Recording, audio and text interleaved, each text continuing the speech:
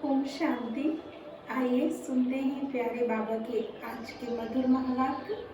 आज वाणी की डेट है 28 अप्रैल 2020। बाबा बोले, मीठे बच्चे, अब यह नाटक पूरा होता है, तुम्हें वापस घर जाना है। इसलिए इस दुनिया से ममत्व मिटा दो, घर को और नए राज्य को याद करो। प्रश्न है, दान का महत्व कब है और उसका रिटर्न किन बच्चों को प्राप्त होता है? उत्तर है, दान का महत्व तब है जब दान की हुई चीज में ममत्व ना हो। अगर दान किया और फिर याद आया तो उसका फल रिटर्न में प्राप्त नहीं हो सकता। दान होता ही है दूसरे जन्म के लिए, इसलिए इस जन्म में तुम्हारे पास जो कुछ है उससे ममत्व मिटा दो, ट्रस्टी होकर संभालो। यहाँ तुम जो ईश्वरीय सेवा में लगाते हो, हॉस्पिटल व कॉलेज खोलते हो, उससे अनेकों का कल्याण होता है। उसके रिटर्न में 21 जन्मों के लिए मिल जाता है। ओम शांति। बच्चों को अपना घर और अपनी राजधानी याद है। यहाँ जब बैठते हैं तो बाहर के घर घाट, धंधे दूरी आदि के ख्यालात नहीं आने चाहिए।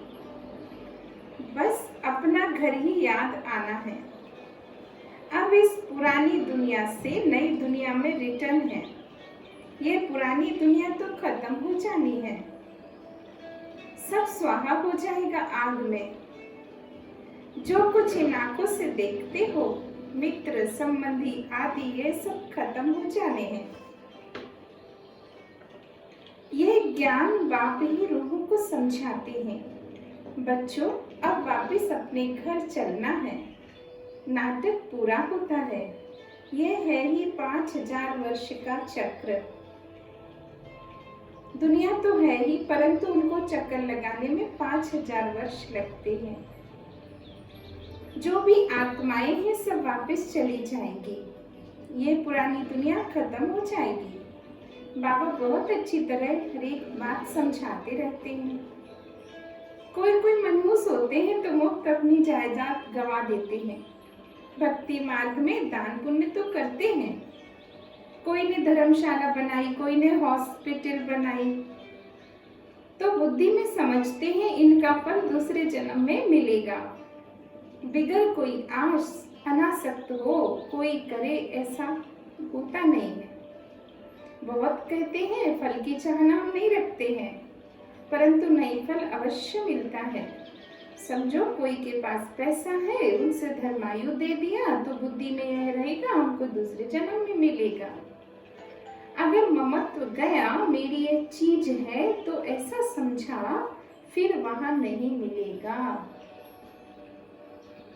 दान होता ही है दूसरे जन्म के लिए,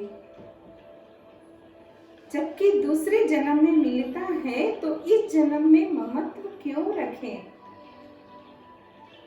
इसलिए ट्रस्टी बनाते हैं तो अपना ममत्व निकल जाता है।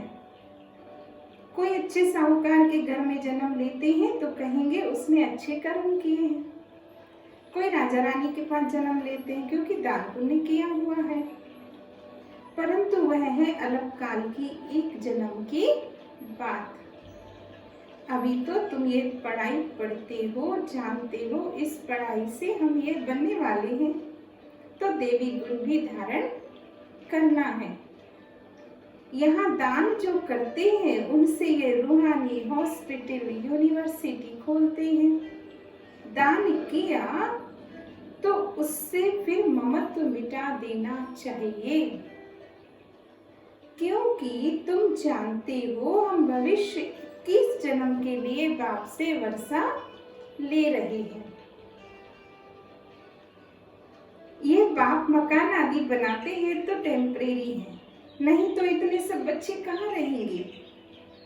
देते हैं सब शिव बाबा को, धनी तो वही है, वह इनके द्वारा यह कराते हैं। शिव बाबा तो राज्य नहीं करते, खुद है ही दाता। उनका का ममत्व किसमें होगा।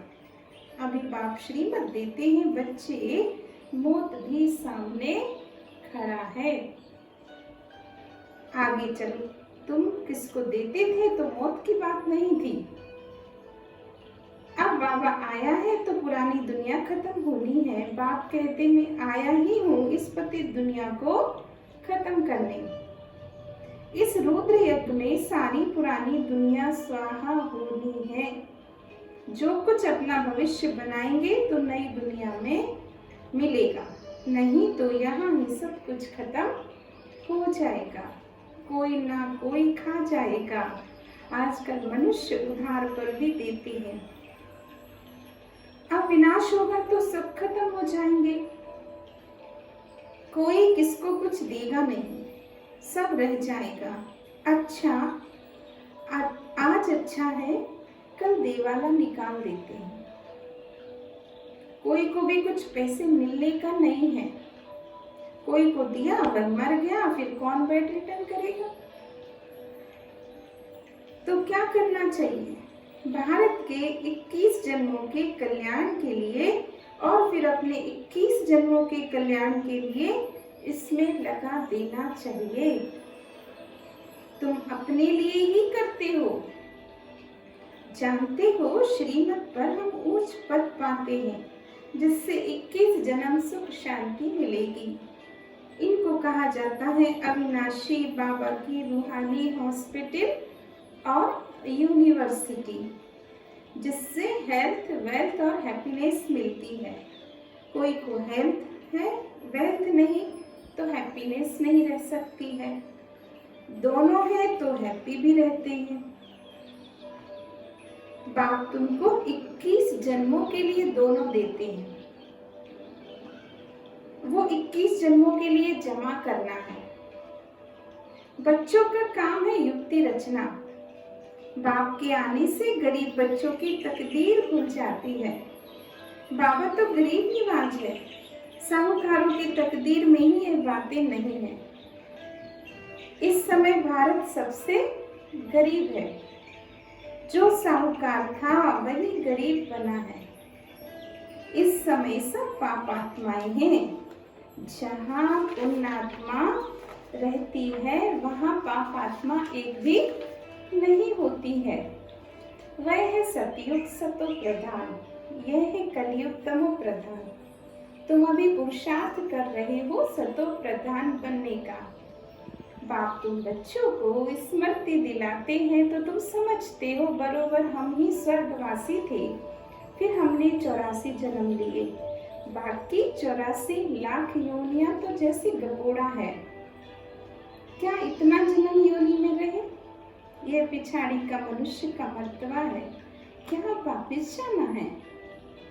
अब बाप समझाते हैं मौत भी सामने खड़ा है, 40-50 हजार वर्ष नहीं है। मनुष्य तो बिल्कुल गोरंदियारे नहीं, इसलिए कहा जाता पत्थर बुद्धि है।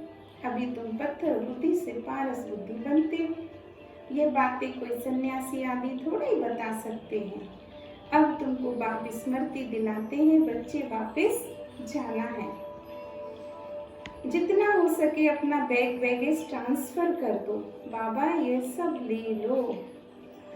हम सतयुग में 21 जन्म के लिए इसके बदले पालेंगे। ये बाबा भी तो दान पुण्य करते थे, बहुत शौक था। व्यापारी लोग तो पैसा धर्मायु के लिए निकालते हैं, बाबा एक आना निकालते थे। कोई भी आए तो दरवाजे से खाली ना जाए। अभी भगवान सम्मुख आए हैं, ये किसको पता नहीं। मनुष्य दान पुण्य करते करते मर जाएंगे, फिर कहाँ मिलेगा। पवित्र बनते नहीं हैं, बाप से प्रीत रखते नहीं हैं। बाबा ने समझाया है यादव और कौरव की विनाश काले विपरीत बुद्धि है, पांडवों की है विनाश काले प्रीत बुद्धि। यूरोपवासी ये सब यादव हैं जो मूसल आदि निकालते रहते हैं।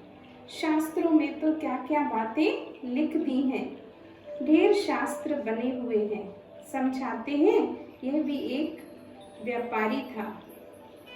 बाबा कहते हैं फिर शास्त्र बहुत बनाए, क्या क्या बातें लिख दी, ड्रामानुसार शास्त्र बने। इसमें प्रेरणा आदि की कोई बात नहीं। प्रेरणा माना विचार, बाकी ऐसे थोड़ी बाप प्रेरणा से पढ़ाते हैं। शिव बाबा तो प्रेरणा से नहीं पढ़ाते, बाप समझाते। ब्रह्मा बाबा भी एक व्यापारी था, अच्छा नाम था, सभी इज्जत देते थे। बाप ने प्रवेश किया और इसने फिर गाली खाना शुरू कर दिया। शिव बाबा को जानते नहीं, ना उनको गाली दे सकते, गाली तो ये खाते हैं। कृष्ण ने कहा ना, मैं नहीं माखन खायो,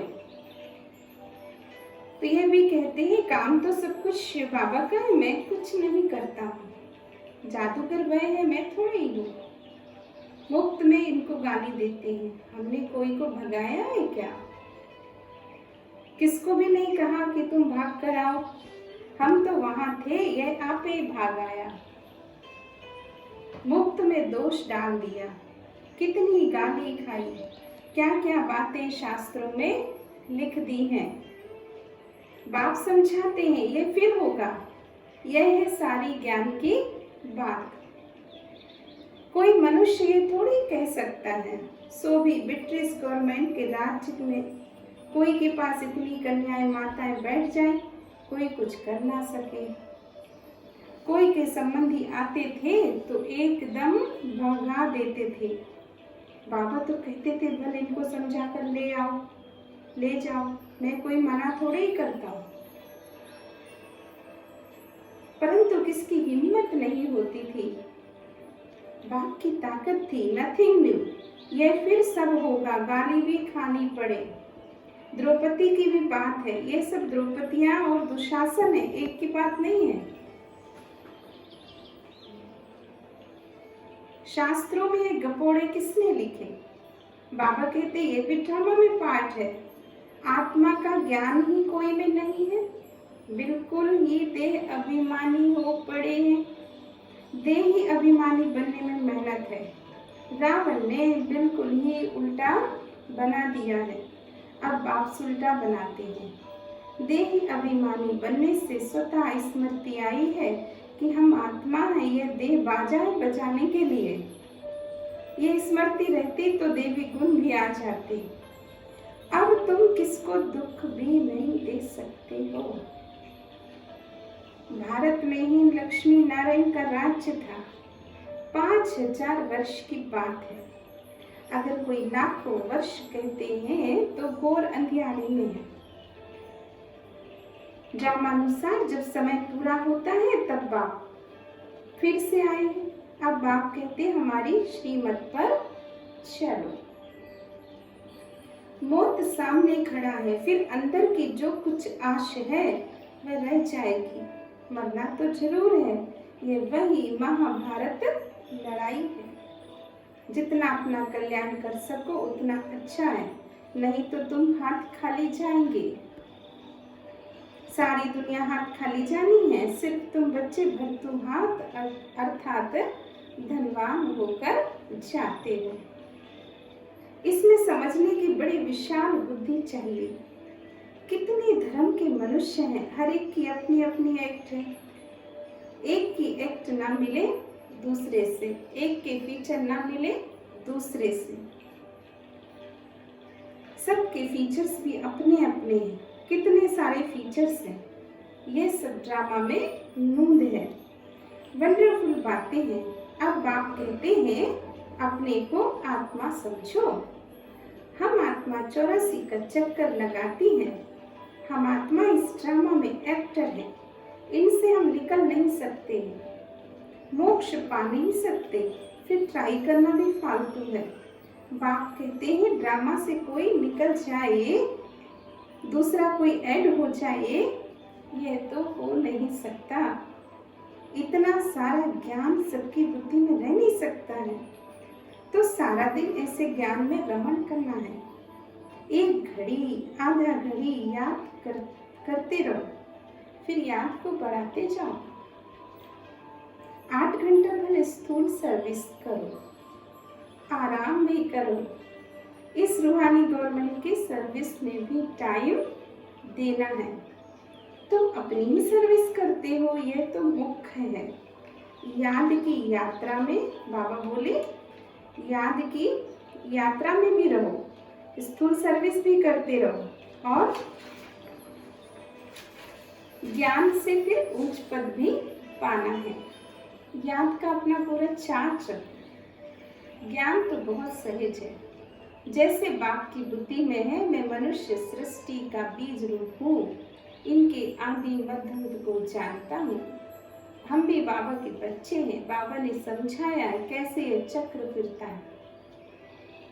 उस कमाई के लिए तुम 8-10 घंटा देते हो। अच्छा ग्राहक मिल जाता तो रात को भी कभी उबासी नहीं आती। उबासी दी तो समझा जाता ये थका हुआ है। बुद्धि कहाँ बाहर भटकती होगी। सेंटर्स पर भी बड़ा खबरदार रहना है। जो बच्चे दूसरों का चिंतन नहीं करते, अपनी पढ़ाई में मस्त रहते हैं, उनकी उन्नति सदा होती रहती है। तुम्हें दूसरों का चिंतन कर अपना पद भ्रष्ट नहीं करना है। Hear no evil, see no evil. कोई अच्छा नहीं बोलता है तो एक कान से सुन, दूसरे से निकाल दो। हमेशा अपने को देखना चाहिए, ना कि दूसरों को। अपनी पढ़ाई नहीं छोड़नी चाहिए। बहुत ऐसे रूठ पड़ते हैं, आना बंद कर देते हैं, फिर आ जाते हैं। नहीं आएंगे तो जाएंगे कहाँ? स्कूल तो एक ही है, तो अपने पैर पर कुल्हाड़ा नहीं मारना है। तुम अपनी पढ़ाई में मस्त रहो, बहुत खुशी में रहो। भगवान पढ़ाते हैं, बाकी क्या चाहिए। अपने पैर पर कुल्हाड़ा नहीं लगाना है।